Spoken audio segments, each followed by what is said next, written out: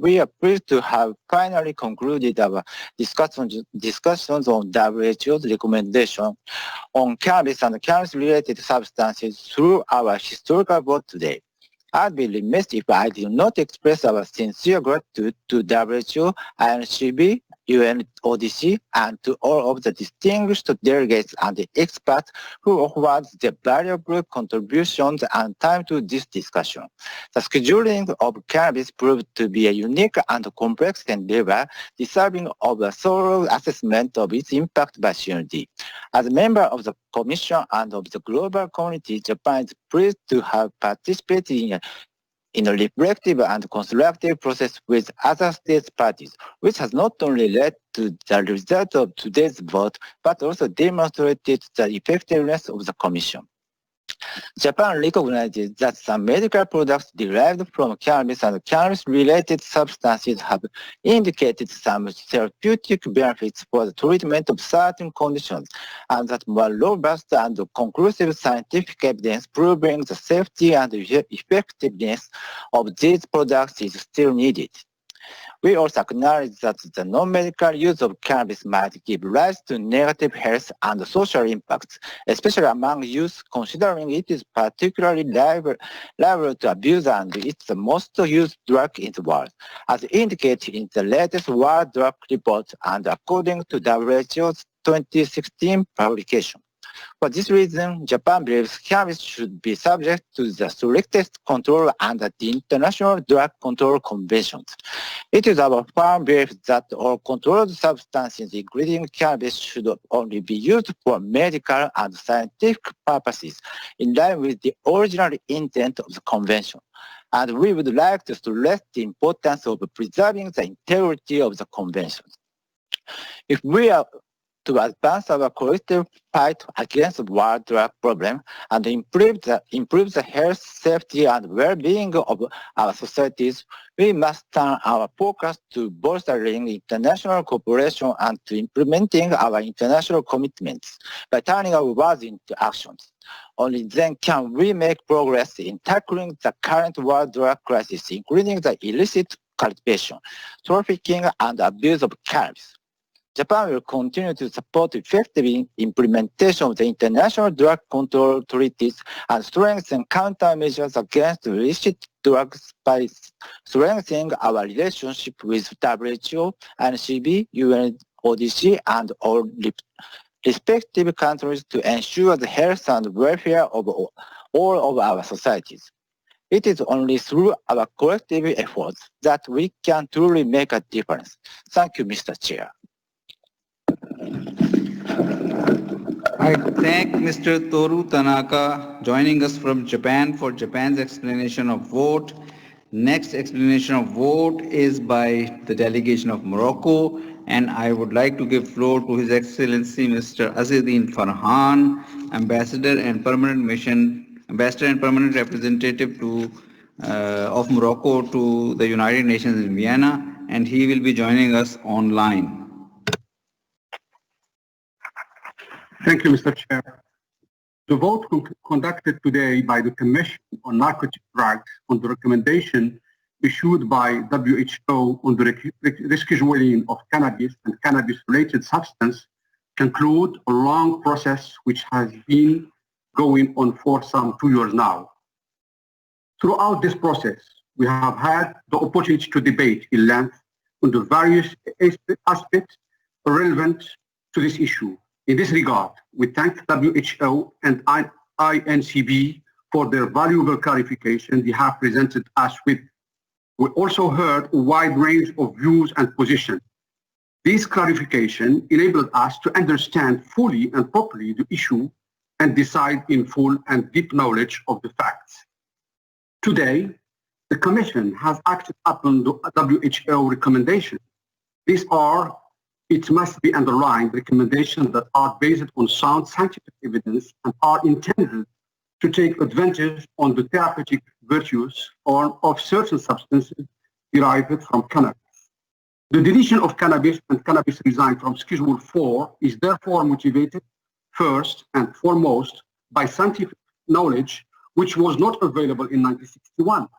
It is also motivated by the will to serve the right to health and access to medication for some categories of patients on the basis of duly established scientific data. Morocco has elaborated its national position after having duly examined all the facts and data available. The National Commission on Narcotics has properly debated the issue, taken into due consideration national public health and the domestic anti-drug strategy. Morocco wishes, therefore, to highlight that the adoption of Recommendation 5.1 vote can by no means be construed as a vote in favor of the decriminalization of cannabis, which continues to be prohibited under Moroccan domestic law.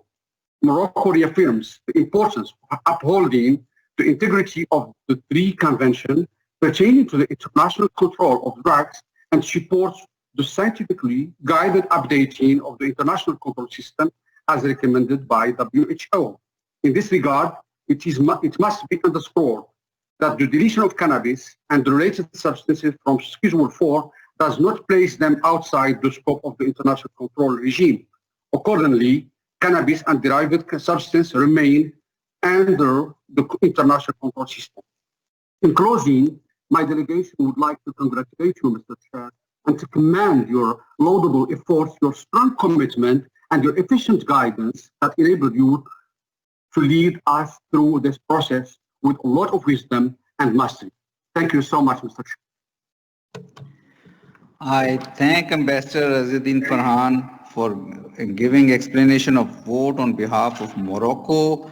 I now move forward. The next explanation of vote is by the delegation of Cuba. I give floor to Her Excellency Ms. Loipa Sanchez Lorenzo, Ambassador and Permanent Representative of Cuba to the United Nations in Vienna. She is present here in person. Ambassador, you have the floor.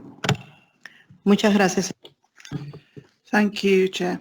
First of all, we would like to acknowledge your work, which has been going for a very long time at the head of this CND, and we're seeing it culminate today, and we'd like to thank everyone involved.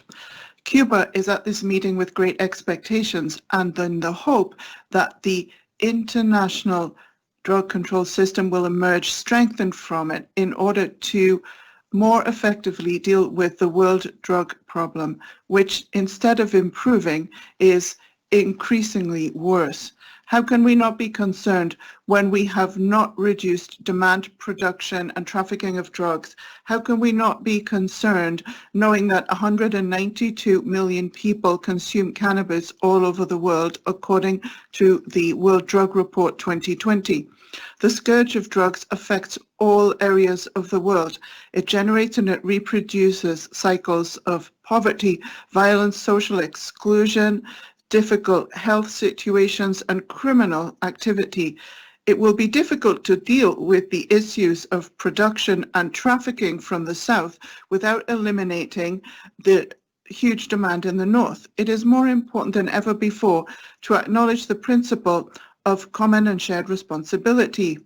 We consider that this problem will not be dealt with through a flexibilization of international drug control systems, and certainly not with legalization or presuming that drugs are inoffensive. Seeing this as a solution could mean accepting that states cannot or do not want to fulfill their obligations to combat crime and protect the health of their citizens. Therefore, Cuba does not favor that approach, which opens up spaces of greater danger for the stability of our nations and which can have an impact on equally complex transnational crimes. Cuba voted against all the recommendations today and is disappointed by the result of the vote on Recommendation 5.1 to exclude the cannabis plant and cannabis resin from List 4, the strictest of the 1961 Convention. However, we do appreciate that the recommendation was only approved by 2 votes. We believe that our policy of principles is zero tolerance for drugs, our country does not favor a change in the current system. We truly believe that cannabis is the most widely consumed drug in the world, and it is a gateway drug that people start with and then move on to stronger drugs. Cuba is fully committed to societies that are free of illicit drugs because we believe this is important for the full development of our nations. Thank you. I thank Ambassador of Cuba for making her explanation of vote. And next in our list is the Delegation of El Salvador, Mr. Ramiro Aquiles Resinos Trejo, Ambassador Alternate Permanent Representative to the United Nations in Vienna of El Salvador, who is present here in person, will be making the explanation of vote. Ambassador, you have the floor. Gracias, presidente. Thank you, Chair.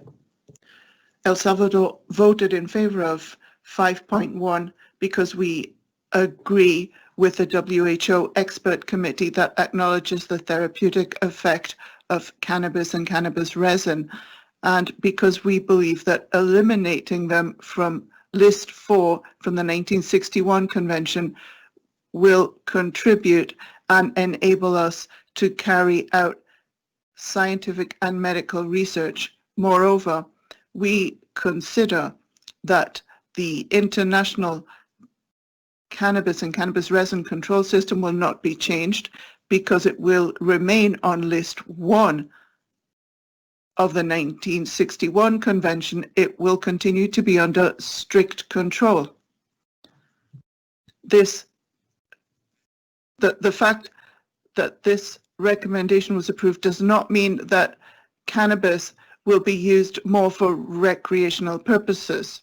El Salvador agrees with the international drugs control system, and we would never agree to legalizing cannabis for recreational purposes. El Salvador voted against 5.2 and 5.5 because of their complexity and lack of scientific evidence. Finally, my delegation would like to acknowledge your leadership, devotion, and effort to bring this process to a conclusion, and thank you to the Secretariat too. I thank the delegation of El Salvador for their explanation of vote. The next explanation of vote is by Kazakhstan, and I invite Mr. Ivan Dobryshin, Head of Division, Department of Combating Drug Crime, Ministry of International Affairs of Kazakhstan, to present their explanation of vote. Kazakhstan, you have the floor.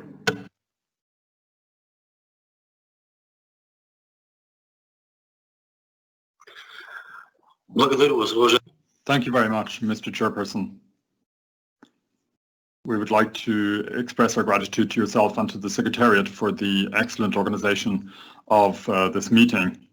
I would like to outline Kazakhstan's position as member of CND on the weakening of the Convention's controls with respect to cannabis. We voted against all of the 6 resolutions and recommendations that were on the agenda for today's meeting. This is due to the following circumstances. Kazakhstan has 140,000 hectares that are being used to grow cannabis. That's an estimate. Drug users in our country use hashish and other derivatives. 30 tons of cannabis are confiscated in our country every year. Against this backdrop, we're seeing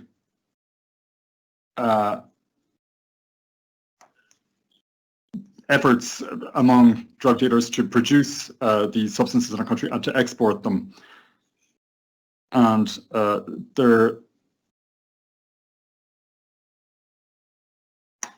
this is very harmful to the drug situation in our country and to young people and children. So our vote was based on the fact that the countries that voted for the amendment, that they do not take the situation seriously enough. We have a strict ban on the circulation of cannabis and its derivatives, and also on the use of cannabis-containing medicines other than for medical purposes or scientific purposes. This is based on international law, and any departure from that would be at variance with our national drug policy. Our legislation categorizes cannabis and other drugs as dangerous drugs, and we plan to continue pursuing our current policies at the national level with respect to cannabis. Thank you.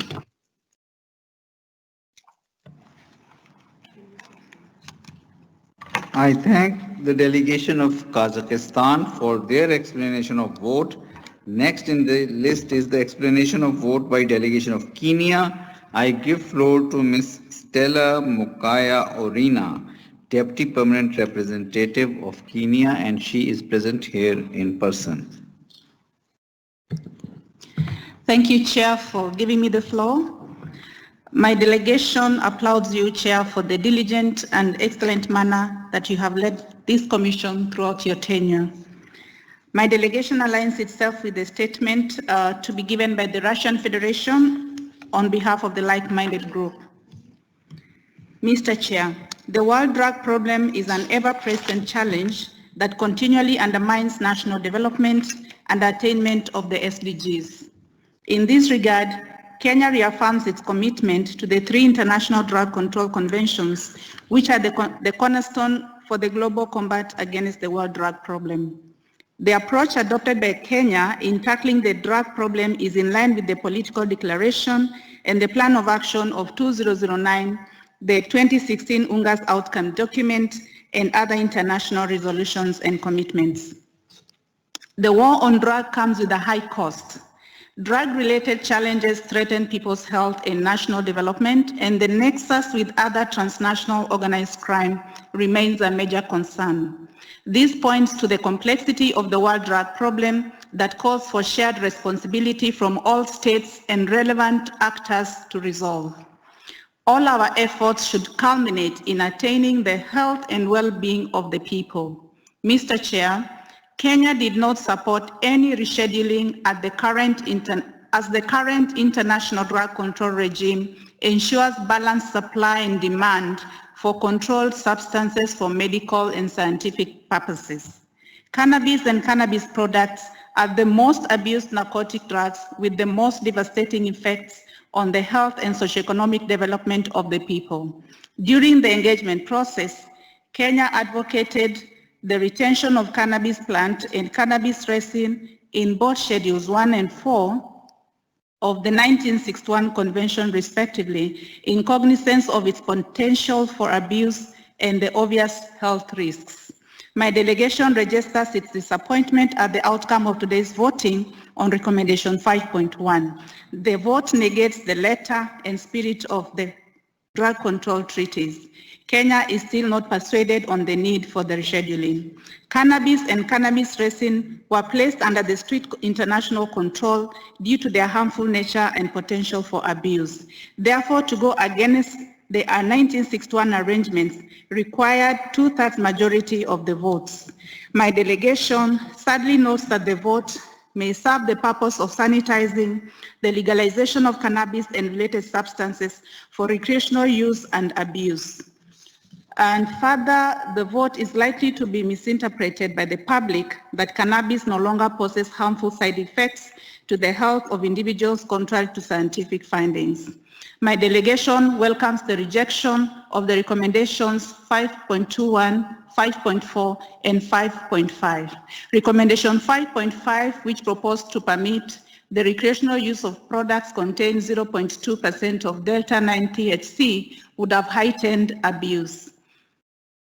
To vote against this recommendation sends a strong message to the world that cannabis is and remains a harmful substance and should be handled with utmost care and precaution. In conclusion, My delegation calls on all member states to align their national legislation to ensure strict measures on cannabis and use of cannabis. Thank you. I thank the delegation of Kenya for their explanation of vote.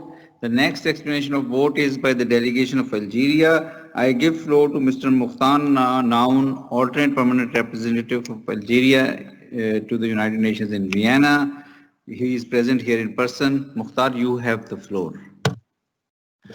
Thank you, Mr. Chair. While preparing this statement, my ambassador told me that 3 minutes wouldn't even be enough to thank you the way you deserve, Mr. Chair.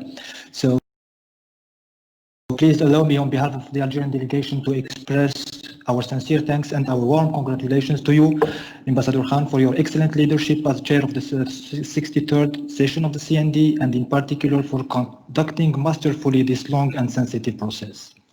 Mr. Chair, today's voting and the rejection of recommendation 5.1 by almost half of the members of the Commission, as well as the refusal of all the other WHO recommendations, confirms that for the past 60 years, the international drug control system has been effective in addressing the illicit production and trafficking in cannabis and cannabis substances. Today's voting reflects also the vast acceptance that the current control regime is effective in ensuring access and availability of cannabis and cannabis-related substances for medical and scientific purposes, while restricting their diversion for non-medical use. In fine, today's voting outcome just proved that the proposed changes were neither necessary nor even needed and have no merit other than exposing the CND to such an unprecedented divisive situation. Mr. Chair, according to the last year's World Drug Reports, cannabis remains the most abused drug in the world, with almost 200 million people abused cannabis per year. Cannabis also remains the drug that most brings people into contact with criminal justice system. We are afraid the outcome of today's voting will make the situation worse. We are further disturbed that the decision of the Commission in Recommendation 5.1 could be perceived as a relaxation of the international control for cannabis and related substances. Mr. Chair, it's important to underline that cannabis plant and cannabis resin will remain under strict level of international and national control in Schedule 1 of the 61 Convention. Recreational use of cannabis continues to be illegal and remains a violation of the drug control conventions and therefore should be deplored. It's important to underline also that despite the adoption of the recommendation 5.1, member states still have or keep the right to continue to impose strictest domestic control measures for cannabis and cannabis-related substances in accordance with Article 39 of the Convention 61. This legal position has been reinforced by the Incb in its statement paper on the WHO recommendations and the UNODC in response to the request for interpretation of the Article 39. Mr. Chair, we spent 2 years discussing this complex and interconnected set of recommendations and their possible implications. We spent, or I would say, we wasted 2 years for what? Almost nothing. We believe it's crucial for us to draw the right conclusions from this experience to avoid its repetition in the future. We believe there is a need for closer coordination between WHO, ICDD, and Vienna-based entities, Incb, UNODC, prior to the submission of scheduling recommendations to ensure their smooth consideration by the Commission. Thank you, Mr. Chair. I thank Algeria for its explanation of vote. The next explanation of vote is by the delegation of Angola. I give floor to Ms. Anna Graca, Director of the National Institute Against Drugs, and she is joining us online. Angola, you have the floor. Okay, Excellencies, the distinguished delegates, ladies and gentlemen, I thank you, Mr. Chair, for giving me the floor in this important meeting. We are grateful for the opportunity to showcase our ongoing work in this time around virtually as we face a global health outbreak. It is essential to acknowledge that the excessive dependency on drugs has always been an issue that affects the progress of any country because it is one of the leading causes impacting youth in the upcoming generations.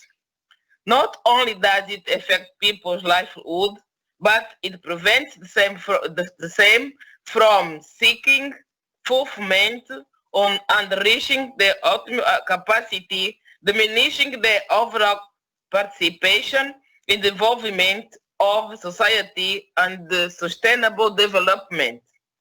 Our main goal is to create a society that separates the underprivileged and the less fortunate with the drug use, abuse, and an alternative reality where vulnerable communities and disadvantaged nations can be seen as equal.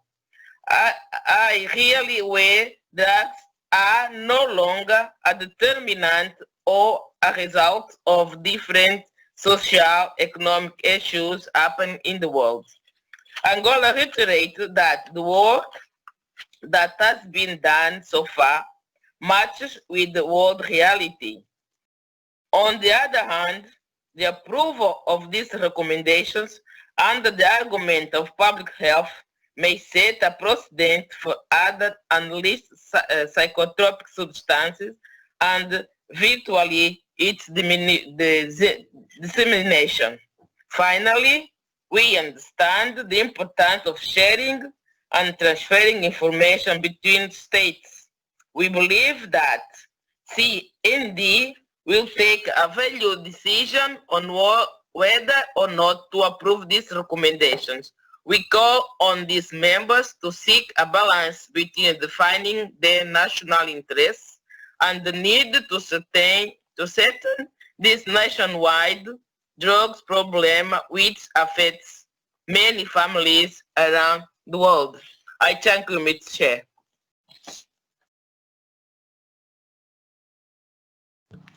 I thank the delegation of Angola for Angola's explanation of vote.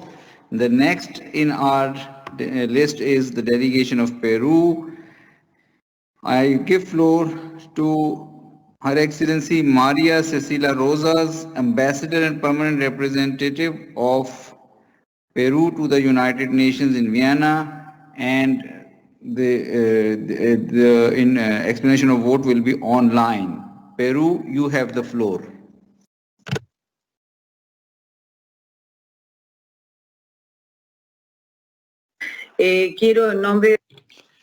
On behalf of the Peruvian delegation, I would like to thank you for all the efforts you have made and your leadership throughout this very complex process that led up to this vote. Peru has closely followed the debate regarding the WHO's recommendations and the discussions we ourselves have had. With regards to recommendation 5.1, Peru considers we should keep the universal restriction regarding cannabis and its resins so that we bear in mind that it should not be changed.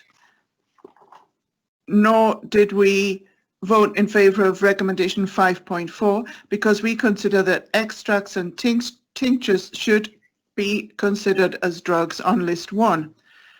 Otherwise, there could be a high risk of illicit trafficking in this form because it could not be controlled or subject to criminal prosecution, therefore increasing the problem of new psychoactive substances with and also it can still be used for medicinal therapeutic purposes. In Peru, using cannabis for medicinal purposes takes place through extracts and tinctures in prescription formula. Thank you on behalf of our delegation. I thank the delegation of Peru for the explanation of vote.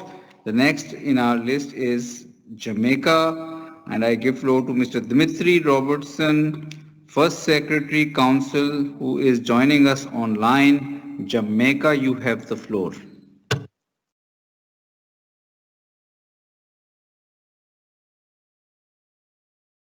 Similar moment. in the history of the global drug control framework governing cannabis and its related substances. Jamaica places on record its appreciation to the WHO's Expert Committee on Drug Dependence for its first ever scientific review of cannabis and cannabis resin and the accompanying recommendations. We also thank the WHO, Incb, and UNODC for their continued engagement with member states, facilitating greater clarity on the recommendations and their possible implications. The review served as reaffirmation of what Jamaica has always known, given its long historical and intimate connection with the plant as a source of traditional medicine. It was on this basis that we voted in support of majority of the WHO's recommendations. Chair, for Jamaica, the results of today's vote are not the results of today's vote are not the end of the journey, but rather the beginning, as we maintain that the current international drug control architecture does not allow for the requisite policy space to design appropriate domestic policies suited to address national realities and unique circumstances. As a matter of context, cannabis is not only embedded in national discourse on access to medicines, but is also at the core of discussions on criminal justice reforms and human rights, in particular freedom of religion. Chair, Jamaica would like to express its appreciation to those member states who have voted in support of recommendation 5.1 in particular. It is also hoped that as additional scientific and medical data becomes available, that member states will further explore improving access to cannabis and cannabis-related substances for medicinal and therapeutic purposes. Jamaica wishes to emphasize that this is an important issue on our economic growth and sustainable development agenda. Chair, in closing, reiterate our recognition of the CND as the principal policymaking body in the United Nations system for drug-related matters and our commitment to its work. We look forward to broader discussions on how to further strengthen the global drug control architecture. I thank you. I thank the delegation of Jamaica for their explanation of vote, and the next explanation of vote is by the delegation of Egypt.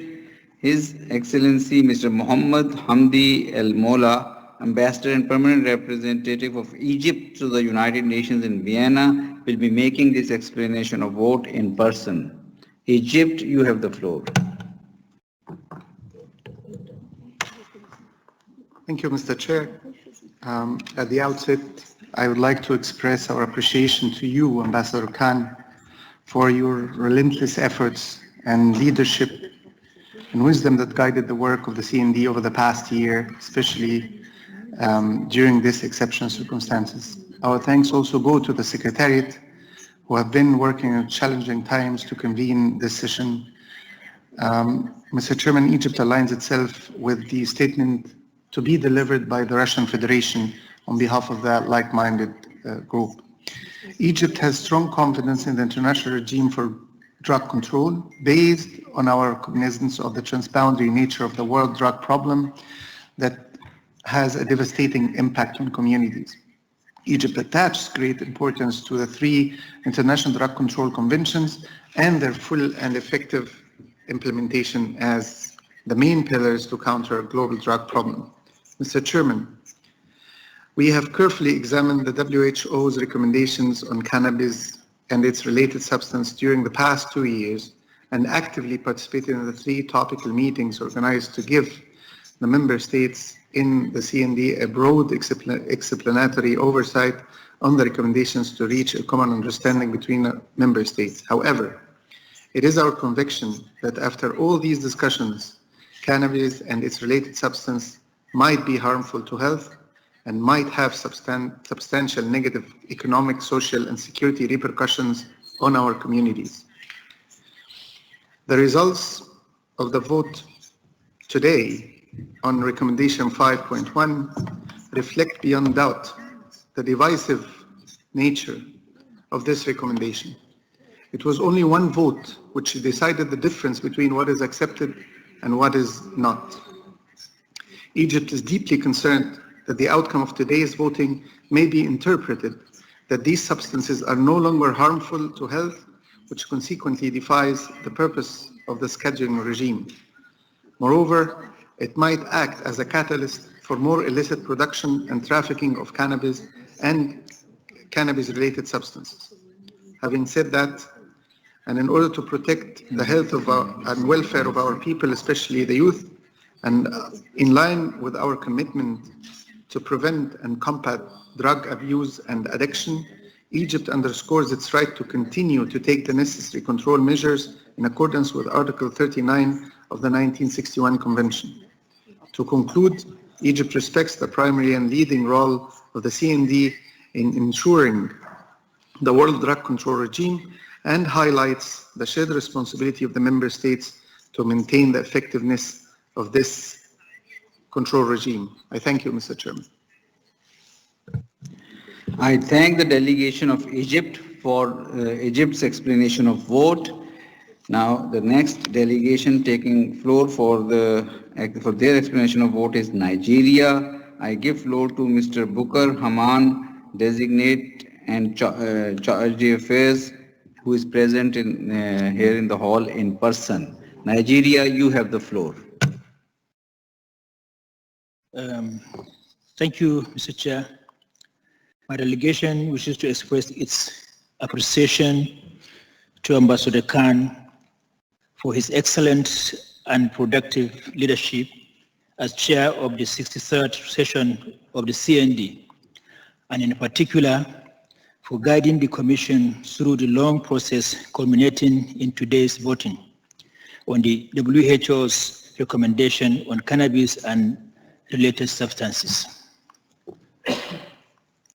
Today's decision to accept the WHO's recommendation 5.1 to delete cannabis plant and cannabis resins from Schedule 4 of the 1961 Single Convention on Narcotics Drugs is highly regretted. Cannabis remains the most abused drug in the world, and the outcome of the voting exercise will not change the situation. The 2020 World Drug Report indicated that over 190 million people abused cannabis in 1 year. This is also similar to the 2019 World Drug Report, which indicated a 30% increase in non-medicinal or medical use of cannabis in the last decade. The non-medical use of cannabis remains a global challenge in view of its harmful effects. My delegation is deeply concerned that the WHO's recommendations were made at a time when the world is witnessing disturbing increase in non-medical use of abuse of cannabis. We are further disturbed that the decision of the Commission in Recommendation 5.1 could be perceived as a relaxation of international control for cannabis and related substances. This has almost been surfaced in one of the world media that UN has relaxed the use of cannabis. That is true in today's edition. In our own statement, during the topical meeting, my delegation observed a lack of clarity and ambiguity in the interpretation of WHO's recommendation by member states. Our observation has been reinforced by the rejection of recommendation 5.1 by almost half of the member states of the Commission. In addition, the rejection of most of the WHO's recommendation by the Commission, in our view, reflects overwhelming acceptance that the current control regime is effective in ensuring access and availability of cannabis and cannabis-related substances for medical and scientific purposes. While restricting the diversion for non-medical use, it is also an indication that cannabis remains readily available globally for medical and scientific purposes, despite strict control measures in some jurisdictions in line with the convention. Mr. Chair, it is important to reiterate that cannabis and cannabis-related substances will remain under strict control in Schedule 1 of the 1961 Convention, notwithstanding the decision of the Commission or Recommendation 5.1. States are still empowered to impose the strictest measure of control at the domestic level to address peculiar domestic situation in line with Article 39 of the 1961 Convention. In other words, the provision of Article 2, Paragraph 5, subparagraph A and B of the 1961 Convention, which would cease to apply following the acceptance of Recommendation 5.1 is saved by the clear provision of Article 39 of the same Convention. This legal position has been reinforced by the INCB in its assessment paper of the WHO's recommendation and the UNODC in response to the request for interpretation of Article 39 submitted by Nigeria. Furthermore, the decision to accept Recommendation 5.1 should not be interpreted as support for legalization of cannabis plant and cannabis resins, as legalization of non-medical use of cannabis remains a violation of the drug control conventions, also drug control convention. Also, the decision should not be construed as receipt for relaxation of control of liberalization of cannabis and related substances. In conclusion, we request the inclusion of our observation in this report. We also associate ourselves with the statement to be read by Russia on behalf of like-minded countries. Thank you. I thank the delegation of Nigeria for explanation of vote. The next explanation of vote by the delegation of Ecuador. I give floor to Mr. Ivan Fernando Garces Burbano, alternate permanent representative who is present in person. Ecuador, you have the floor. Muchas gracias, señor presidente. Thank you, sir. I would like to make the following statement on behalf of the Interinstitutional Committee on the Regulation for the Use of Drugs in Ecuador, because they were unable to connect themselves this afternoon. Chair, Ecuador appreciates the efforts made by the United Nations CND regarding changes with regards to the control and schedule of cannabis and related substances. On the basis of the technical work undertaken by Ecuador, we have participated in roundtables, thematic sessions, and technical debates throughout 2019 and 2020, both in terms of the public health sphere and in fora organized by CND. In Ecuador, from 2007, public policy on drugs introduced a new nuance, a legal framework different from pure or thinking of cannabis in terms of drugs led to a paradigm shift, and we continued to work through to 2015 with the organic law on the comprehensive prevention of the socio-economic phenomenon of drugs, which enabled us to work on prevention and included stakeholders from different sectors such as education, social inclusion, sports, leisure, culture, etc. The change in a drugs control law to one that focused on prevention with respect to human rights was a significant turning point, and Ecuador is currently working on the regulation for the therapeutic and prescription use of cannabis and cannabinoid products.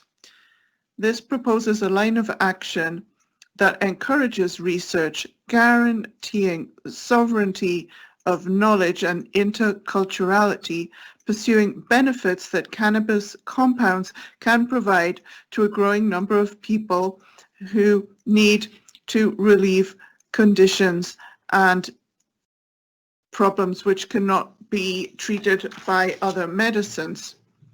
In accordance with international experience and the action of other countries, Ecuador, through its sovereignty, believes favourable to align itself with the following recommendations: 5.1, 5.21, 5.22, 5.31, 5.32, 5.4, 5.5 and 5.6 made by the WHO. I'd like to point out that this is based on our public health policy, which is linked to our constitution and other prevailing laws to facilitate transition towards the use of medicinal cannabis.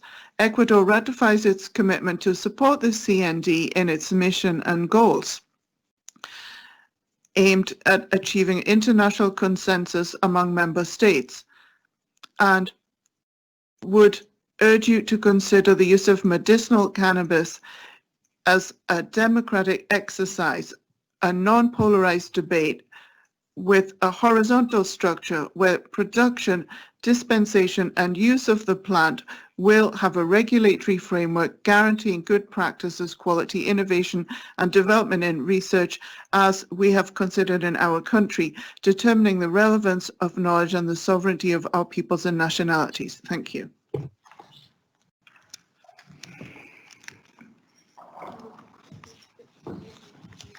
I thank the delegation of Ecuador for their explanation of vote, and the next explanation of vote is from Afghanistan, and I give floor to Mr. Abdul Qayyum Samir, Director, Regional and International Cooperation, who is joining us online. So I give the floor to Afghan delegation.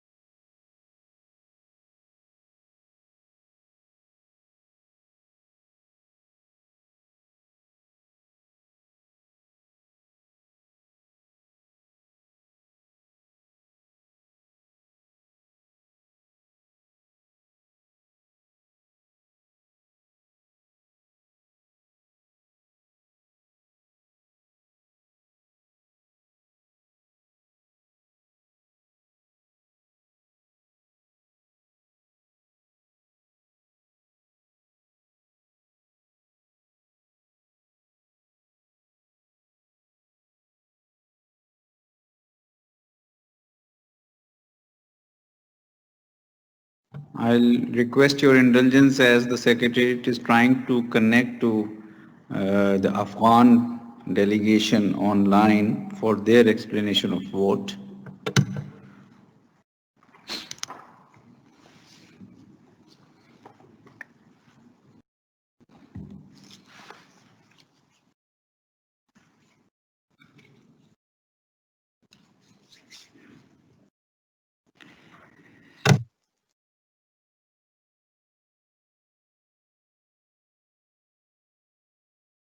I believe there are problems in connecting with the Afghan delegation, and we can come back to as soon as the connection is established. In the meantime, I'll move forward and go to the section of joint statements. The only joint statement we are having today is by His Excellency Mr. Mikhail Ulyanov, Ambassador and Permanent Representative of Russian Federation to the United Nations in Vienna. He is present here in person and he'll be making a statement on behalf of a group of states. Ambassador Mikhail Ulyanov, you have the floor. Thank you very much. It's a great pleasure and honor for me to read out the joint statement on behalf of 29 like-minded states. The list of co-sponsors is as follows: Algeria, Angola, Bahrain, Belarus, Burkina Faso, China, Cuba, Egypt, Indonesia, Iran, Iraq, Kazakhstan, Kenya, Kyrgyz Republic, Libya, Namibia, Nigeria, Pakistan, Palestine, the Philippines, the Russian Federation, Singapore, Sri Lanka, Syria, Sudan, Tajikistan, Turkey, Turkmenistan, and Venezuela. Before I start, I should say that probably it will take a little bit more than 3 minutes to deliver this statement, and I count, Mr. Chairman, on your indulgence, patience, and understanding, taking into account the importance of the topic and almost record-breaking number of co-sponsors. So I start. We are extremely disappointed at the outcome of the voting on the recommendation 5.1 to reschedule cannabis plant and cannabis resin from the strictest Schedule 4 of the 1961 Single Convention on Narcotic Drugs. Cannabis remains the most abused drug globally. For the past 60 years, the international drug control system has been effective in addressing and countering the illicit production of and trafficking in cannabis and cannabis-related substances, whilst ensuring their availability for medical and scientific purposes. There is limited evidence that justifies any changes to the scheduling system for cannabis and its related substances, which remains relevant today in curbing the worsening global drug situation. The outcome of the voting clearly shows that there is no consensus on such an important decision, and nearly half, and in some cases more than half, of the Commission doesn't see sufficient reasoning for the proposed change. We express deep concern that the decision to change the existing scheduling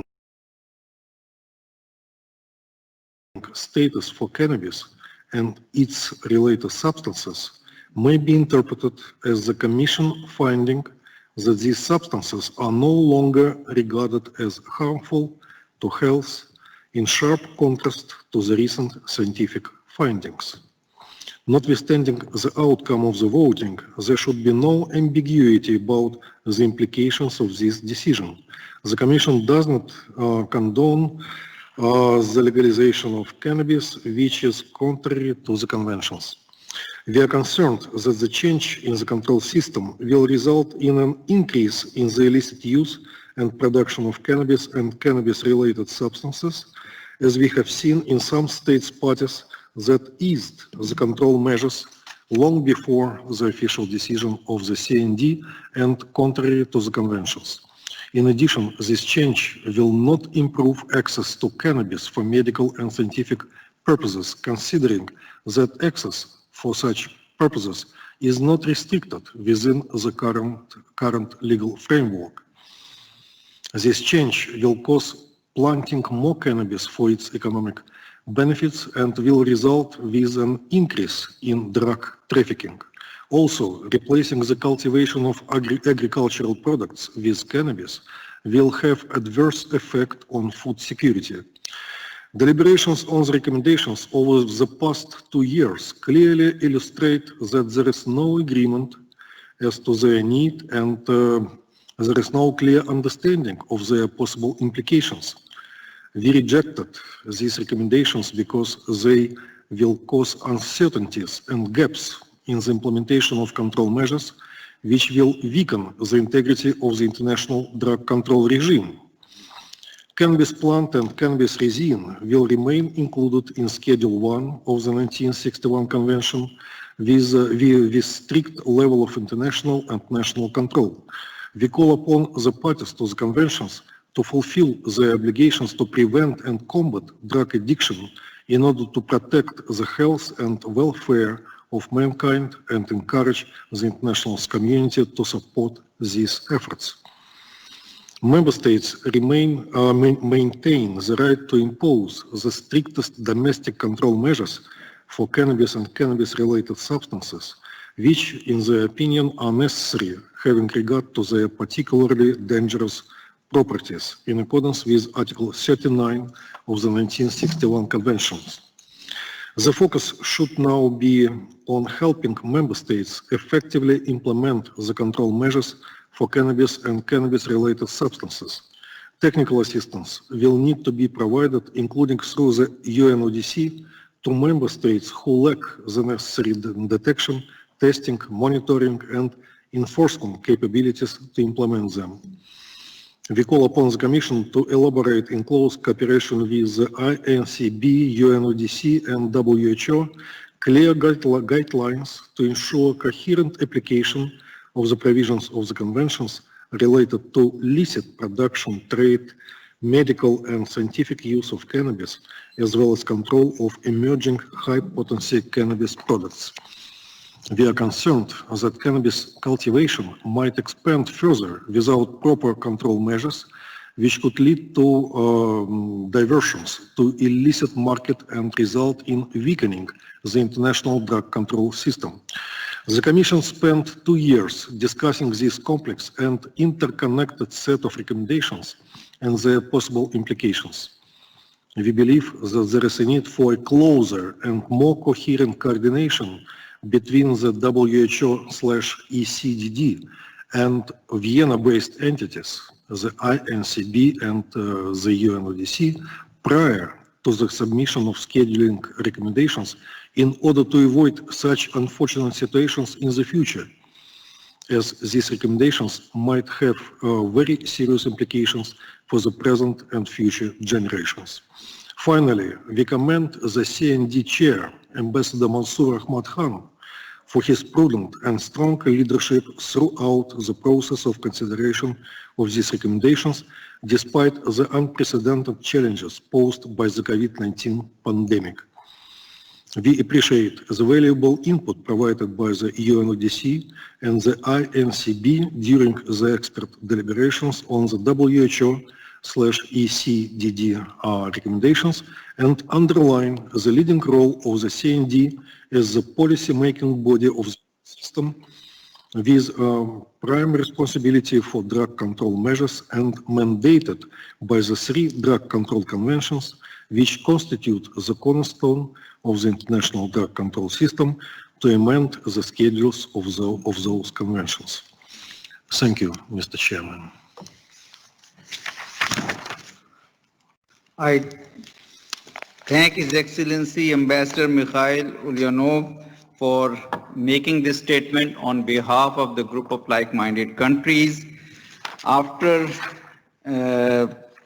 having this joint statement, we would like to go back and try to make a connection with the Afghan delegation online. If the connection is possible, then we will have explanation of vote by Afghanistan. Otherwise, we'll move forward on the segment of national statements. Secretariat, can you try to establish a connection with the Afghan delegation?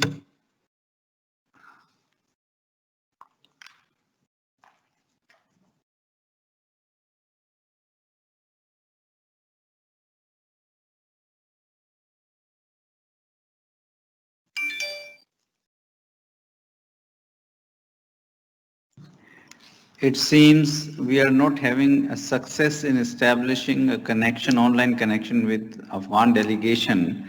So for the time being, we'll move forward on our next segment, which is statements, national statements by other delegations. And the first speaker on our list is Singapore. I have the honor to give floor to His Excellency Mr. Umesh Singh Bhatia, Ambassador and Permanent Representative of Singapore to the United Nations in Vienna, and he is joining us online. Ambassador Bhatia, you have the floor.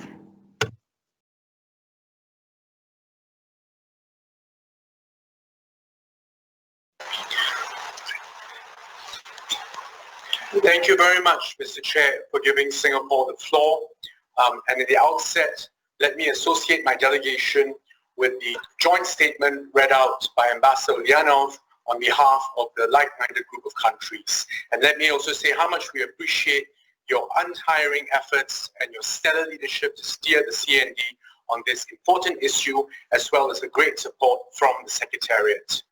Singapore respects WHO's treaty-mandated role to conduct reviews of substances and provide its recommendations on the global controls to be imposed on them, as well as the principal role of the CND as the policy-making body in the UN with prime responsibility for drug control matters. We're disappointed that recommendation 5.1 has been accepted. The voting outcomes today demonstrate clearly that there is no international consensus on the WHO ECDD's recommendations on cannabis and cannabis-related substances, despite the many discussions before the vote to reach a common understanding. Clearly, there's a lack of adequate and robust evidence to substantiate these recommendations, particularly on the safety and efficacy of cannabis and its related substances for medical purposes. In contrast, there's well-founded and incontrovertible research that establishes several short-term and long-term adverse effects associated with cannabis use, including impairments to one's respiratory and cognitive functions, and thus the adoption of recommendation 5.1 today, taken in spite of sharp disagreements between member states and dearth of robust and persuasive scientific evidence, fundamentally goes against our principles of consensus and evidence-based drug policy making. It threatens to undermine our duty to protect public health and welfare. The deletion of cannabis and cannabis resin from Schedule 4 of the 1961 Convention carries a high signature and will perpetuate societal misperception that global authorities like the WHO and CND no longer assess cannabis to be as harmful as it once was thought to be. This will encourage more abuse, especially among the youth, and create other social and safety problems. As such, we stress that acceptance of recommendation 5.1 shouldn't be viewed as an endorsement of recreational cannabis use and mustn't pave the way for further liberalization of cannabis. In conclusion, we reiterate our disappointment in the scheduling discussion taken today. Cannabis is the most widely abused drug in the world, and the acceptance of recommendation 5.1 may well compound this dire situation. Singapore remains firmly committed to our duty to our citizens to protect public health and welfare. We will continue to keep cannabis and cannabis-related substances under robust control in Singapore to ensure that Singaporeans are kept safe from their scourge. Thank you very much, Mr. Chairman. I thank Ambassador Umesh Bhatia for explanation of vote on behalf of Singapore. Next is explanation of next statement. I'm sorry, it is a statement. Next statement is by Cyprus, Mr. Konstantinos Stylianou, Executive Director of National Addictions Authority, and he will be joining us online for a statement. Mr. Konstantinos Stylianou, you have the floor. Thank you, Mr. Chair. It is an honor to be with you today, even in virtual form, and to speak on behalf of the Republic of Cyprus. At the outset, let me state that Cyprus fully aligns itself with the statement of the European Union, but I would like to add some remarks in my national capacity. Firstly, I would like to thank you, Mr. Chair, the World Health Organization, Incb, and UNODC for providing us with the opportunity during the last 2 years to exchange views on the proposed scheduling recommendations on cannabis and cannabis-related substances and assess all the available evidence on this important issue. The issue is both medically and scientifically very complex and raises economic, legal, administrative, and social questions. Mr. Chair, Cyprus endorses a balanced and evidence-based approach on drugs focusing on the individual without neglecting the protection of the society as a whole. Against this background, drug policies in the Republic of Cyprus encompass both supply and demand reduction measures, as well as measures aiming at the reduction of the harmful impact of the use of drugs. Along these lines, and on the basis of the new national strategy on addressing dependencies, which covers the period 2021-2028, Cyprus is undertaking concerted efforts to reduce the use of licit and illicit substances, as well as gambling. The Republic of Cyprus considers drug dependence as a health disorder with the concomitant implication that it has to be managed in an integrated, comprehensive manner. In this context, And while recognizing its complexity of the issue, my country puts special focus on the health aspect of the drug dependence phenomenon.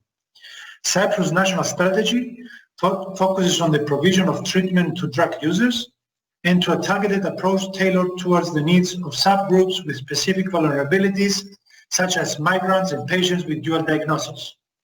The gender dimension is not neglected, with a specific emphasis on female drug users.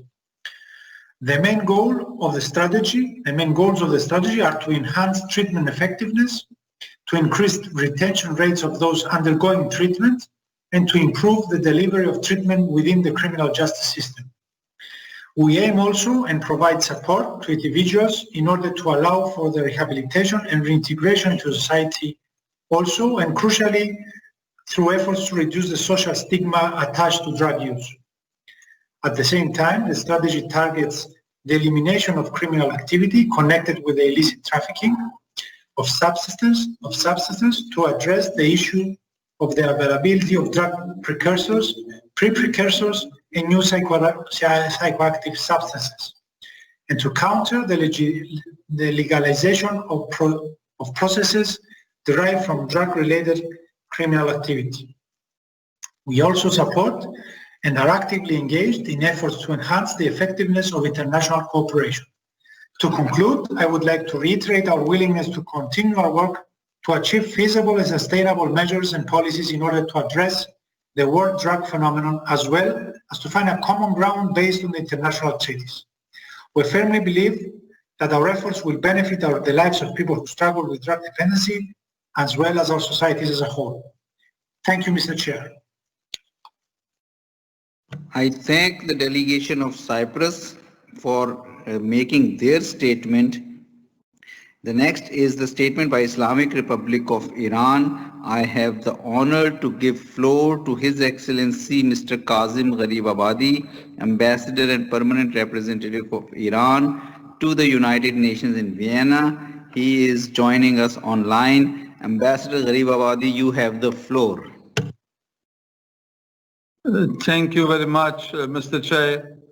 Bismillah ar-Rahman ar-Rahim. Mr. Chairperson, dear colleagues. At the outset, I would like to seize this opportunity to thank you, His Excellency Ambassador Mansour Ahmad Khan, the Chair of the Commission on Narcotic Drugs, for your very valuable efforts in leading the several C&D sessions, including regarding WHO ECDD recommendations on cannabis and related substances. My delegation associates itself with the statement delivered by the Ambassador of the Russian Federation on behalf of the like-minded group on the WHO ECDD recommendations on cannabis and cannabis-related substances, and would like to put on record the following comments in its national capacity. Mr. Chairperson, since cannabis is the most widely abused drug in the world, with approximately 192 million users worldwide, although C&D's decision to reschedule cannabis and cannabis resin has not been approved by consensus, and half of the Commission's members voted against it, we are concerned that this decision may send a false message as if these substances are not dangerous enough for the health and therefore lead to a significant increase in cannabis production and abuse. Against this backdrop, cannabis is properly subjected to the full scope of international controls under Schedule 1 of the Single Convention on Narcotic Drugs 1961, as amended by the 1972 Protocol. This was especially due to the fact that cannabis and cannabis resin, being particularly prone to abuse and to produce ill effects and do not have therapeutic advantages that offset these effects. Hence, to be cautious about the possible negative consequences of rescheduling of these substances, UNODC, Incb, and WHO should constantly monitor and provide member states with their assessment on the effects and consequences of the implementation of the adopted recommendation on public health throughout the world. This decision shouldn't be considered as a confirmation of non-scientific and non-medical use of cannabis or a justification for the legalization of its recreational use. It is our firm conviction that any legislative measures aimed at legalizing or regulating the use of substances under international control, including cannabis and cannabis-related substances for non-medical and non-scientific purposes, is incompatible with the international legal obligations of the states parties under the Single Convention on Narcotic Drug 1961, as well as the 1988 Convention against illicit trafficking in narcotic drugs and psychotropic substances. Finally, in accordance with its domestic law and in conformity with Article 39 of the Single Convention on Narcotic Drugs 1961, as amended by the 1972 Protocol, the Islamic Republic of Iran continues its strict national control measures on the illicit use and production of cannabis and its related substances, as it is necessary or desirable for the protection of the public health or welfare, and at the same time ensures their availability for the medical and scientific users. I thank you, Mr. Chairperson. I thank the delegation of Islamic Republic of Iran, His Excellency Mr. Kazim Gharibabadi, Ambassador, for making his statement. Next in our list is Indonesia. The delegation of Indonesia will be joining us online. I give the floor to delegation of Indonesia for making their statement. Indonesia, you have the floor.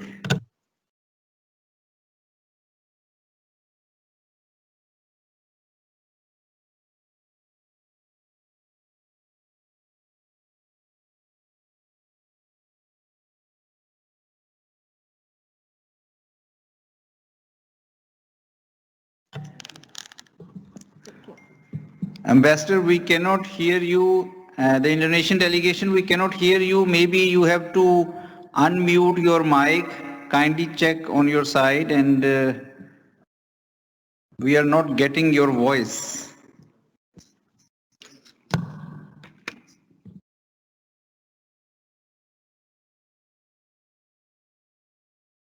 Yes, Ambassador, please go ahead.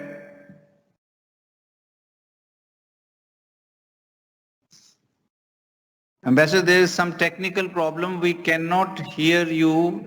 So we'll, I think, try to reconnect you in a few minutes again.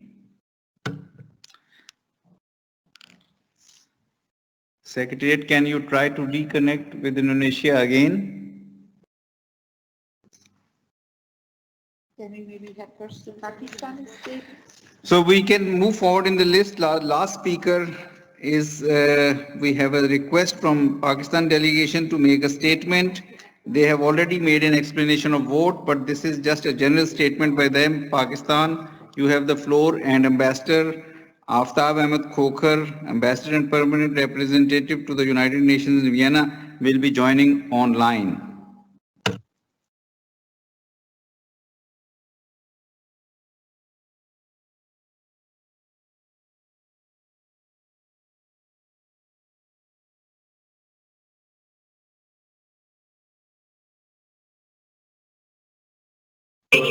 WhatsApp audio. Good afternoon, Mr. Chair.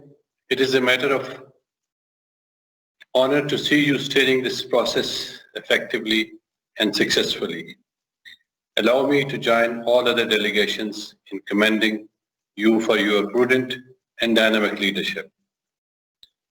We would also like to express our deep appreciation of UNODC Secretariat and Incb for providing constant support and valuable inputs during the expert deliberations on these recommendations. We are grateful to WHO for its consistent engagement with the process and deliberations in the Commission. We associate ourselves with the statement delivered by Ambassador of Russian Federation on behalf of a group of like-minded countries. Mr. Chair, all of us are aware that the Commission is mandated by the 3 international drug control conventions to make scheduling decisions. The most important factor in making such decisions is to ensure appropriate balance between public health risks and advantages of ensuring access to the drugs for medical and scientific purposes. The Commission deliberated upon each of the recommendations, their effects and impacts, and the rationale behind them. The participation of stakeholders and experts helped the Commission's deliberations and also played an important part in the discussions. Mr. Chair, the Commission has always pursued its work based on Vienna spirit of building consensus and avoiding vote.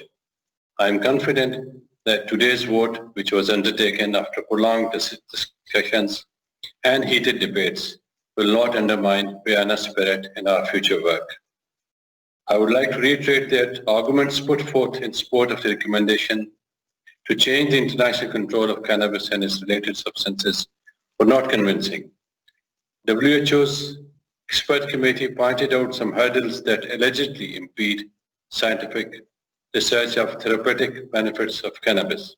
In contrast, as we are fully aware, many countries are already successfully conducting research,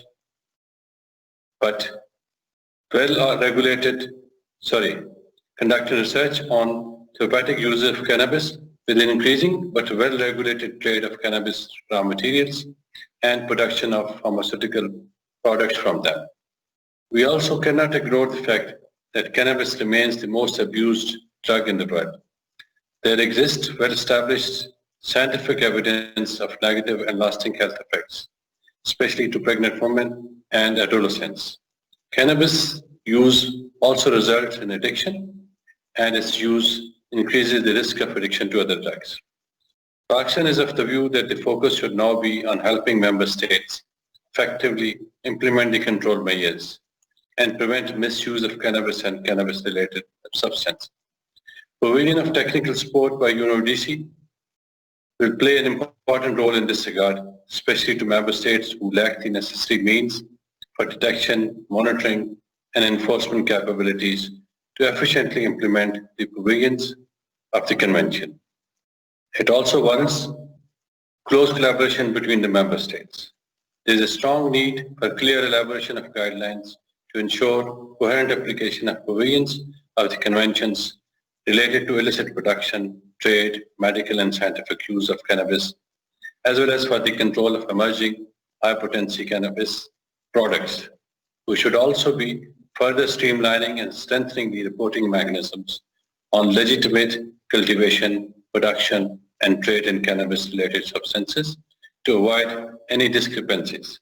Mr. Chair, supported by international partners, Pakistan has a strong political will to work towards drug-free world. Passing of dedicated legislation, establishment of federal ministry, formulation of national anti-narcotics policy, oversight mechanisms at parliamentary and judicial levels, establishment of an interagency task force on counter narcotics, and implementation of a robust and stringent precursor control regime are some of the measures manifesting our strong resolve against illicit drugs. At the end, I would like to reiterate that Pakistan remains fully committed to its international obligations under the conventions and would like to reaffirm that the government of Pakistan is committed to eradicate the menace of illicit drugs. I thank you, Mr. Chair. I thank Ambassador Aftab Khokar for making a statement on behalf of Pakistan. The next statement is by Delegation of Peru, and they will be joining us online. Peru, you have the floor.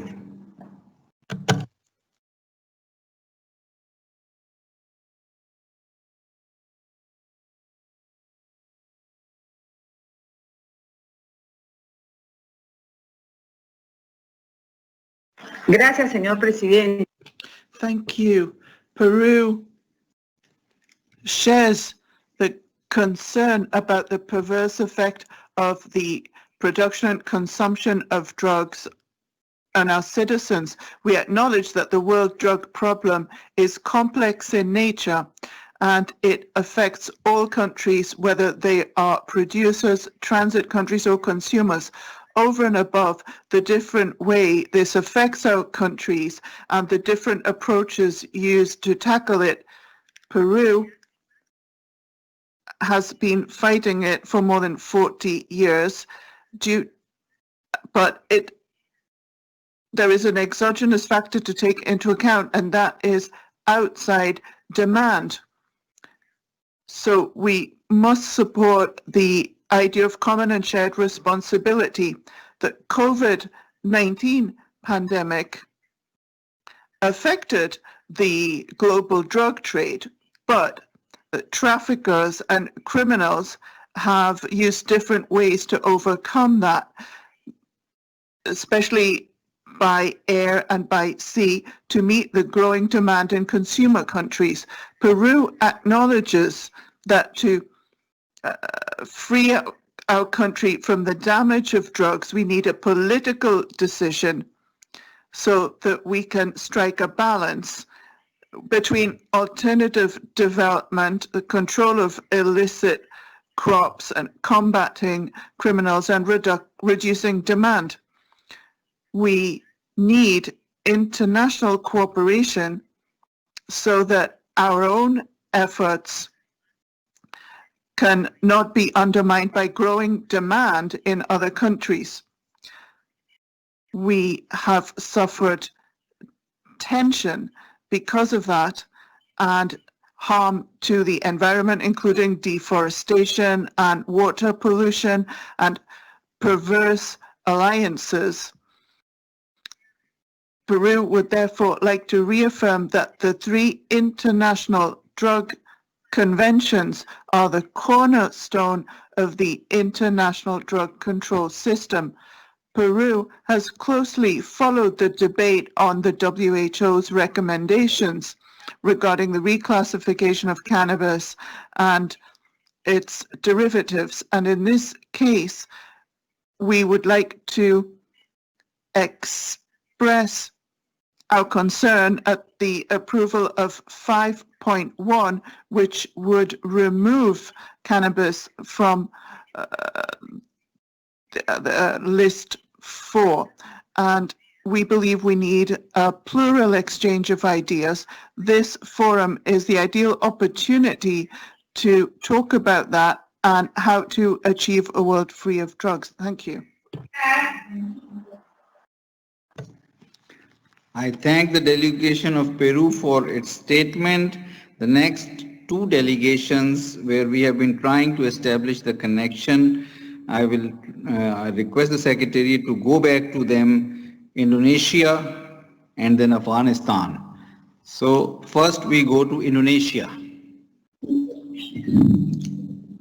Okay, Mr. Chairman. Can you hear me? Yes, Ambassador, we can hear you. Please go ahead and make your statement. Mr. Chair, first of all, my delegation would like to express our appreciation for your leadership throughout the process of consultation in the Commission on Narcotic Drug. Indonesia appreciates the developments and progress of the discussions conducted in the Commission leading up to the voting of the ECDD recommendations today. Nevertheless, our delegation expressed the disappointment at the outcome of the voting, particularly in recommendation 5.1. Despite consistently expressing our concern to the ECDD recommendations, our position intended to preserve the long-established consensus for drug control has been ignored. There is clear evidence that the use of cannabis and cannabis-related substances has brought more harm than benefit.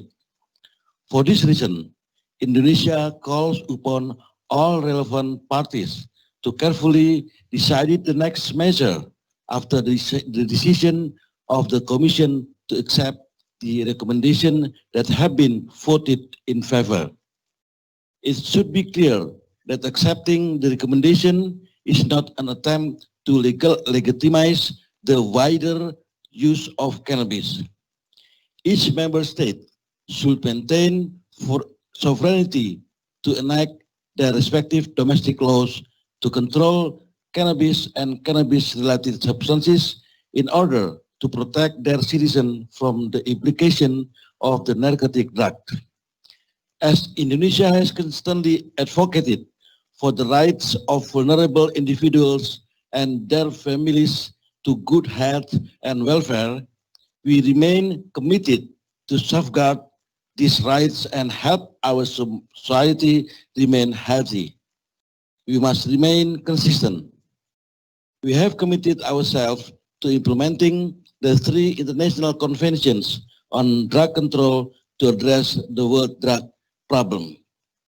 This commitment has for decades been safeguarded by our VINA-based community, and we call upon all member states to continue honoring this commitment. Thank you very much. I thank the delegation of Indonesia for Indonesia's statement. Next, I will request the secretary. I believe Sri Lanka has also made a request for a statement. So we will first be giving floor to the delegation of Sri Lanka, and then our last speaker will be Afghanistan in this category. Sri Lanka, you have the floor.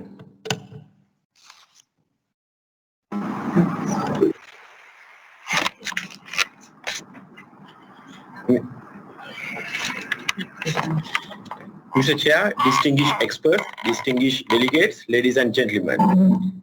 The government of Democratic Social Republic of Sri Lanka is highly concerned about the extent of the global and regional drug problem, and the extent of the drug problem in member states, emerging threats, and their devastating adverse consequences, with special reference to the health and welfare of people, which cause permanent physical, emotional damage, overdose deaths, drug-associated illness, and strained healthcare system. The government of Sri Lanka, giving prime responsibility for drug prevention and control, reaffirm its political will and determination to create a secure country free from drug abuse in accordance to the policy framework of the government Vistas of Prosperity and Splendor. The government is of a view that world drug problem should be addressed in a multilateral setting through effective and increased international cooperation, and establish an integrated, multidisciplinary, mutually reinforcing, balanced, coordinated, scientific evidence-based practice, and through biopsychosocial approach for treatment, rehabilitation of drug-dependent persons. Mr. Madam and Chair, on considering of the current situation in the country, cannabis is the most commonly used illicit drug, with the prevalence of 1.9% of total population of above 14 years, and 0.6% of total population are heroin users. Heroin use among male population is 1.2%. Non-medical use of prescription drug is becoming considerably high of 0.15% of total population. Initiative action have been taken to increase residential capacity of treatment and rehabilitation program with support of UNODC. Further actions have been taken to shift from punitive to therapeutic approaches, while promoting effective and efficient medical services for treatment and rehabilitation program in residential, prison setting, and in community-based treatment programs with the partnership of drug prevention and control agencies, health authorities, local governments, and through community-empowered programs. Government of Sri Lanka has taken a number of measures towards the implementation of international convention and policy documents, including review of Sri Lanka national policy and development of national action plan. Madam Chair, with respect to treatment and rehabilitation, we have initiated new development programs for identification and registration of all drug use individuals, drug dependent persons, and problem drug users. Ensure counseling services to all drug use individuals by trained government officers. Ensure medical treatment service at outpatient clinics for drug-dependent persons, and referral to appropriate treatment and rehabilitation program thereafter. Further, a detoxification program in hospital setting under supervision of psychiatrists also began. Introduction of psychotherapy by trained counselors, psychologists to enhance coping skills and cognitive strategies to prevent, replace, and dysfunctional behavior and cognition which support abstinence from drug use. Expand the residential capacity of treatment and rehabilitation programs under government control with support of UNODC.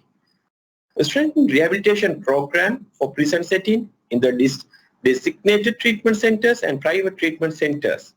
Further, incorporation of vocational training and skill development program with the rehabilitation programs as well. Establish the community-based treatment program and aftercare service to train government officers and initiate drug screening and psychological screening. Assessment of level of dependence, associate behaviors, strengthening the institutional capacities, establishment of volunteer task force for effective implementation of drug prevention initiatives at community level, and strengthening of usage of social media platform for prevention of drug abuse among youth and general public. Coming to the goals and objectives of the International Drug Control Treaties and the policy documents, the government has recognized the need for empowering all sectors of community for combating against drug problem and addressing their adverse health and other consequences. In this context, we would like to express our gratitude to CND, Incb, UNODC as a leading entities for scientific, technical and financial support extending to Sri Lanka so far. And I kindly request continued support with which we are confident that we will be able to uplift and strengthen the country's drug prevention and control program. Thank you very much for your kind attention. I thank the delegation of Sri Lanka for their statement. We are left with one member state of the Commission, Afghanistan, where we have not been able to yet establish the connection online for their explanation of vote. So I would request the Secretariat to make another effort to connect with Afghanistan. So just a minute. So it means that Afghanistan will be, one delegation, Mr. Pajwak, will be making his Afghanistan statement in person here. Please go ahead. Bismillah ar-Rahman ar-Rahim. Mr. Chairman, Honorable Representative and distinguished participants, good afternoon. Due to the technical problem, our delegation cannot deliver the statement. I request the Secretariat to upload our statement to the website of CND. Thank you. I thank the delegation of Afghanistan, and of course your statement will be posted on the website of the CND. We now conclude this segment of statements by delegations, and now we move to our next segment, which is NGOs statements. And moving forward in the list, I'll give floor to Smart Approaches to Marijuana. Luke Niforetos, and you have a video message to give on this issue. Please go ahead.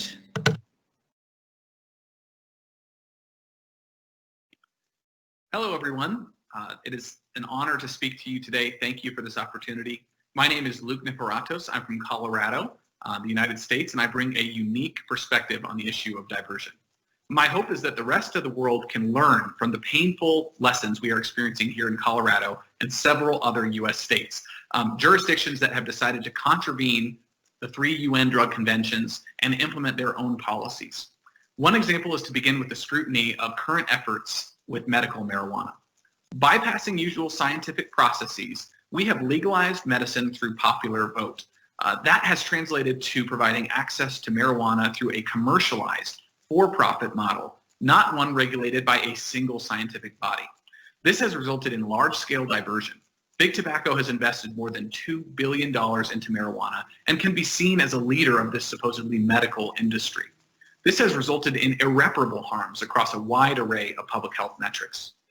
A recent study out of Colorado, my state, on teens receiving substance use treatment reported nearly 74% used marijuana that was recommended medically for someone else, on average of 50 times. As states have moved on to legalizing non-medical use, there are also reports that show substantial increases in diversion from state legal establishments to the illegal market. In fact, illegal marijuana in Oregon and California makes up more than 70% of their entire legal markets, meaning the regulated market is only serving about 30% of the users. This large-scale diversion has translated to a tenfold increase in the number of daily or near daily users of marijuana today versus 30 years ago, reaching 9 million people using this daily. This increase can be only attributed to states continuing to expand access to the drug with very little regulation and no oversight, no clinical trials, and no scientific controls. But special interests have now moved beyond marijuana. Psilocybin, or magic mushrooms, will now be made available in certain jurisdictions in the U.S. for medical purposes, though again bypassing usual scientific means. Without proper policies in place to prevent the diversion of the current legal drugs, adding yet another narcotic drug to this medical model will result in an additional problematic social impact. Given the failure of medical marijuana programs, a prudent approach to assessing medical uses for other narcotics must be confined to scientific input, clinical trials, a high degree of federal regulation by nonpartisan committees, and proven feedback from clinicians. What we do not need is for the for-profit industries like big tobacco and big alcohol to be driving the process as they are today in the United States. I thank you so much for your consideration. Have a great day.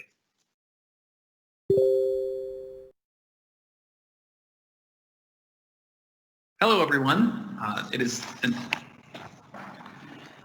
I thank the statement video message from Smart Approaches to Marijuana, and the next NGO statement is by Interdisciplinary Center for Cannabis Research, ICCR.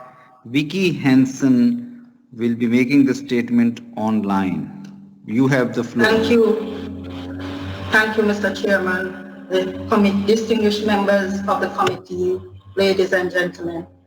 We, the people of Jamaica and civil society groups in CARICOM, remain very disappointed with the review of the International Drug Treaty, as it didn't go further in regards to the recognition of the cultural and traditional rights to use certain plants such as cannabis. It is our strong belief that the recognition of cultural rights is a critical element of any sustainable development approach in our region. In regions such as the Caribbean, the use of cannabis has been historical, and there has been a number of traditional communities and groups such as our Maroons, our Indian descendants, and Rastafarians who have grown up using the plant as a traditional remedy for ailments. The Maroon communities, descendants of runaway slaves across the Caribbean, uses cannabis as well as other plants to treat various illnesses. The Indian communities has historically used cannabis as part of their community practices. The Indian indentured laborers and their communities have mixed with the existing African culture to strengthen and enrich the lives and health of the Caribbean people. And it is unfortunate that these cultural variations was not fully taken into consideration. Another important community, or Rastafarian community, has evolved across the Caribbean region over the years and have used cannabis not only as medicine, but as food and sacrament. It was important, therefore, that these various cultural dynamics should have been taken into consideration as we sought to establish a more sustainable approach to implementing the international drug control treaties. It is indeed unfortunate not to have these taken into consideration.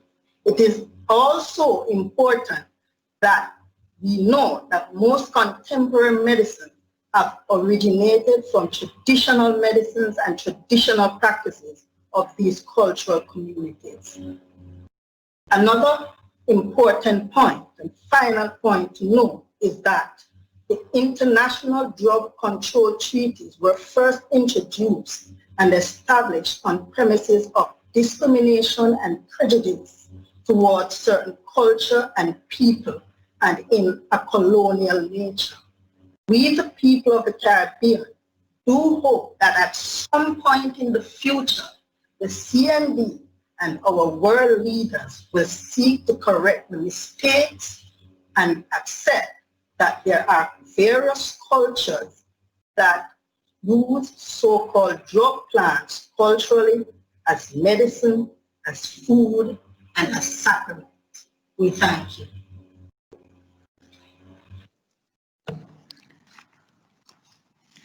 I thank the statement by ICCR, Interdisciplinary Center for Cannabis Research, and the next statement is by Rwanda Youth Impact, Mr. Memory Usman, and it will be a video message. You have the floor. Dear Excellencies, distinguished guests, dear colleagues, ladies and gentlemen, as Rwanda Youth Impact, we salute you from capital Kigali. Today we would like to talk about the voting processes of 6 recommendations of World Health Organization Expert Committee on drug dependence on cannabis and its related substances. Draw your attention to the possible implications of the approval of these and demonstrates our stance. We believe that the 1961, 1972, and 1988 conventions have established a solid, complementary, and holistic basis for the international drug control system.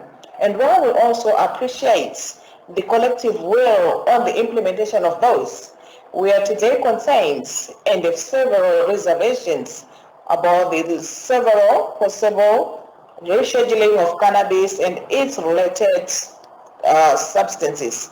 We are a country with significant proportion of youth population that we owe the duty to protect from any kind of drug use and addiction.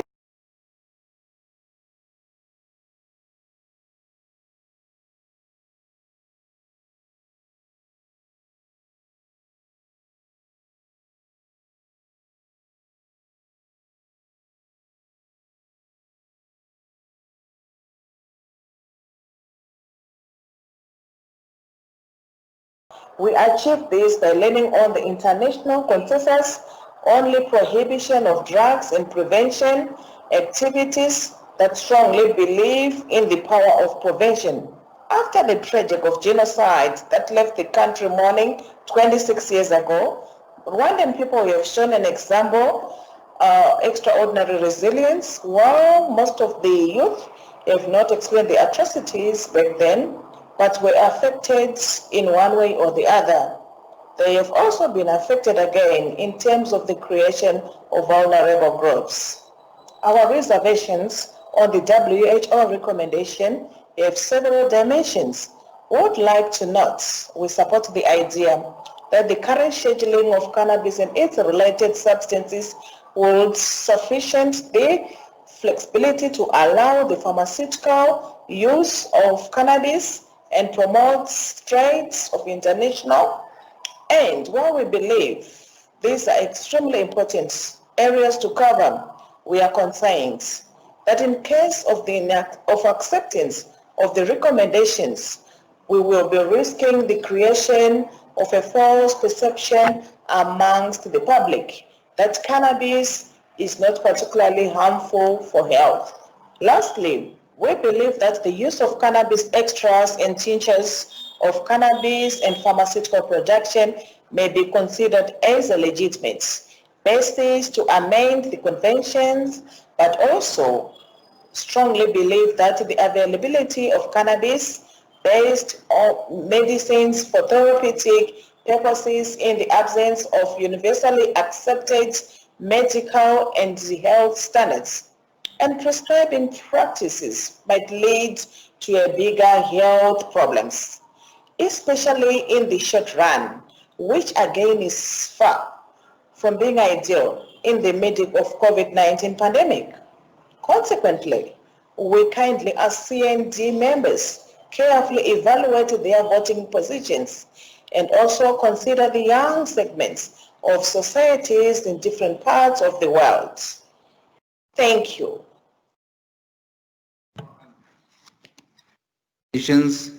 You were watching a video message by Ms. Memory Usman from Rwanda Youth Impact, and the last statement of the day today is by Transnational Institute TNI by Denia Putri, and it is online. Yes, please go ahead. Thank you, Chair. Thank you, Chair, for giving me the opportunity to speak on behalf of the International Institute today. Ladies and gentlemen, today the CND voted to adopt recommendation 5.1 of the WHO. Though long overdue, this will give hope to millions of people whose suffering is eased by cannabis. With the removal of cannabis from Schedule 4 of the 1961 Single Convention, the medicinal usefulness of cannabis can no longer be denied. This strengthens the international legal basis for medicinal cannabis programs, which can now be found in more than 50 countries. We welcome this historic step taken today. Nevertheless, the journey is far from over. It is important, albeit painful, to note that the original inclusion of cannabis in the UN drug control system was rooted in racism and colonialism, and not in science. This has fueled human rights violations that disproportionately affect communities of color and has impeded scientific research on cannabis-based medicines. The WHO's scientific assessment also clearly shows that cannabis does not pose the same level of health risks of most drugs placed under Schedule 1 of the 1961 Convention, but this was not reflected in the WHO's recommendations. It appears that the role of the WHO within the scheduling procedure is compromised by other considerations beyond the medical scientific arguments. The review process also highlighted the shortcomings and inconsistencies of the treaty system itself, which left the WHO with very limited and unsatisfactory options. This is worrying, as it serves as a bad precedent for future scheduling decisions. Yet each year, more and more citizens and policymakers around the world are waking up from the decades-long illusion that cannabis prohibition ought to prevail. And let's not forget that cannabis serves as a source of livelihoods for millions of poor workers worldwide, especially those in formerly colonized countries, where cannabis cultivation was once legally promoted by colonial powers as a way to extract wealth from colonized peoples. We welcome today's adoption of Recommendation 5.1, but this is not the end. Much remains to be done in order to ensure that the scheduling system evolves based on scientific evidence, not on political interests. We need a follow-up process to address the gaps in the WHO's recommendations for the sake of improving the treaty system as a whole. Thank you very much.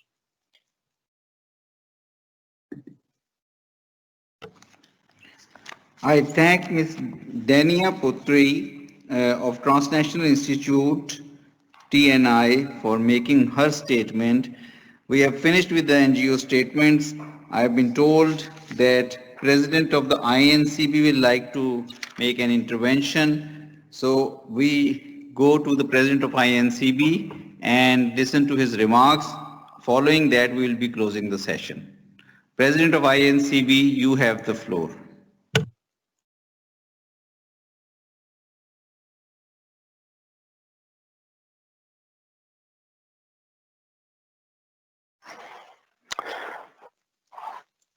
Thank you, Ambassador, Mr. Chair, excellent ladies and gentlemen. I'm pleased to speak to you on behalf of the International Narcotics Control Board, and my sincere congratulations to you work over the months and years in the lead up to today's vote. The INCB has no role per se in the schedule process for the 1961-1971 conventions and is providing its technical advice to member states upon request. And these discussions with technical clarifications on the implications of the recommendations throughout the process. Earlier this year, the board provided to the possible impact of the WHO recommendations on the control and monitoring of the international drug control system. As cannabis and cannabis-related substances continue to be subject to the control measures, the board will continue to work with member states to ensure treaty compliance, including with the control measures required for those substances pursuant to the decisions taken today. As I mentioned in my statement at the second intersessional meeting on the 8th of October this year, 3 elements are necessary to ensure the same level of monitoring and control for cannabis and cannabis-related products. 1, a shared understanding of the control requirements for cannabis and cannabis-related substances. 2, consistent approach with regard to imports and exports. And 3, realistic and uniform conversion factors for effective monitoring.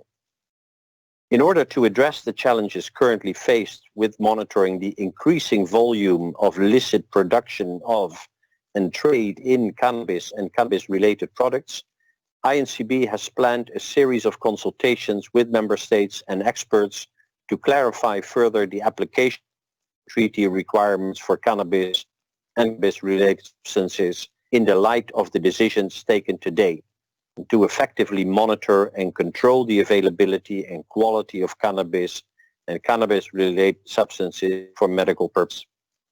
Incb looks forward to continuing to support member states in the implementation of the 3 international drug control conventions, and practical application of scheduling decisions adopted today by the Commission, to ensure the availability of controlled substances, including cannabis and cannabis-related substances, for medical and scientific purposes while preventing their diversion and abuse. Thank you, Mr. Chair. I thank Incb for its statement on this issue. With this, delegates, ladies and gentlemen, we have reached the concluding part of our proceedings today on the first day of the reconvened session of the 63rd CND. Today, when we started our session, we faced a complex voting procedure before us on WHO recommendations on cannabis and cannabis-related substances. With support of all the delegations and with efficient work by the Secretariat, I think we all should be satisfied that we have we have gone through the exercise of the voting on these recommendations in a smooth manner and ensuring that no anomalies arise from the voting outcome for some of the recommendations going into the same convention, under the same convention. I am grateful for the cooperation of all the member states in this exercise. Tomorrow we will be having joint CND and CCPCJ session. Day after tomorrow, we will have the last session of the 63rd CND, where we will be completing or considering the remaining items on the agenda, and then inviting 64th CND chair for going with assuming the chairmanship and going for the election of the office bearers. So before I conclude, I'll ask Secretary Joe if she has to make any announcements, and then we'll be closing the session. Thank you very much, Mr. Chair. And if I may, I would just like to remind you of what I said at the beginning of the afternoon meeting, namely that tomorrow the room will be set up for the joint meetings, so CND and CCPCJ together. That means that the members of the CND which are not member of the CCPCJ will have already their seat being set up as of 11 o'clock and are of course more than welcome to already take their seat before the meeting starts. So there is no need to wait until the very short CCPCJ only meeting we will have first is finished to take your seats, because we will not have any break in between. As I already also said in the beginning, the CCPCJ scaled down regular session will be mainly an address by Her Excellency Executive Director Wally, and then we will be closing the regular meeting of the CCPCG and immediately afterwards start with a joint meeting. Thank you very much, Mr. Chair. I thank Joe for these explanations. So I conclude the session and we will see you in the joint CND CCPCG session tomorrow at 1100 hours. Thank you very much for your cooperation throughout the day. Thank you.